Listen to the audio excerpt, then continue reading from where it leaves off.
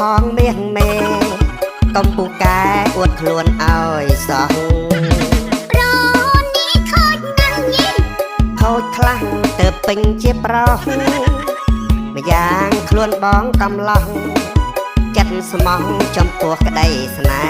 ហ៍សួរគេកណ្ដាលផ្លូវចឹងត្រូវសួរនៅឯណាដែរព្រោះខ្ញុំមានឪម៉ែជួយថែរក្សារាល់ថ្ងៃប្រនេះខូចណាស់ញីឃើញច្បាស់ខូចត្រង់ណាមុំ